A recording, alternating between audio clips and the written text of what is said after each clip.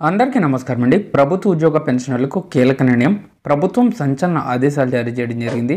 ఈ వీడియోలో వీటన్నిటి గురించి పూర్తి వివరాలు అయితే తెలుసుకుందామండి. ముందుగా వీడియోని సపోర్ట్ చేసే వారందరూ కూడా వీడియోని ఒక లైక్ చేసి మీ తోటి ఉద్యోగ మిత్రులకు వీడియోని అయితే షేర్ చేయండి. ఛానల్ని ఫస్ట్ టైం మీరు విజిట్ చేసినట్లయితే తప్పనిసరిగా సబ్స్క్రైబ్ చేసుకుని పక్కన ఉన్న బెల్ సింబల్ని యాక్టివేట్ చేసుకోండి.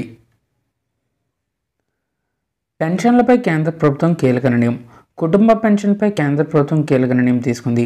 ప్రభుత్వ మహిళా ఉద్యోగులు, మహిళా పెన్షన్దారులు తమ మరణానంతరం వచ్చే పెన్షను భర్తకు కాకుండా కూతురు లేదా కుమారుడికి చెందేటట్లు వారిని నామినేట్ చేయొచ్చు.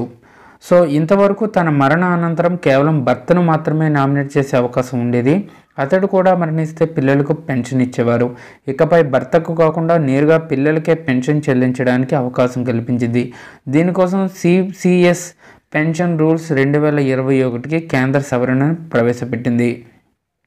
మహిళా ఉద్యోగి తన భర్తకు బదులుగా వారి కొడుకులు లేదా కుమార్తెల కుటుంబ పెన్షన్ కోసం నామినేట్ చేసే హక్కును కల్పిస్తూ ప్రభుత్వం సోమవారం నిబంధనలను సవరించింది.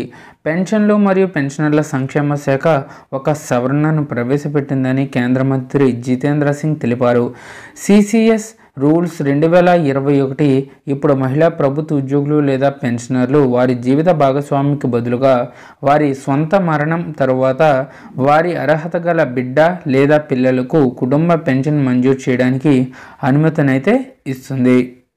సో వివాహ వైరుధ్యాలు, విడాకుల ప్రక్రియకు దారితీసే పరిస్థితులను లేదా గృహహింస నుండి మహిళల రక్షణ చట్టం, వరకట్న నిషేధ చట్టం లేదా భారతీయ శిక్షా స్మృతి వంటి చట్టాల కింద నమోదైన కేసులను ఈ సవరణ పరిష్కరిస్తుందని ఆయన అన్నారు.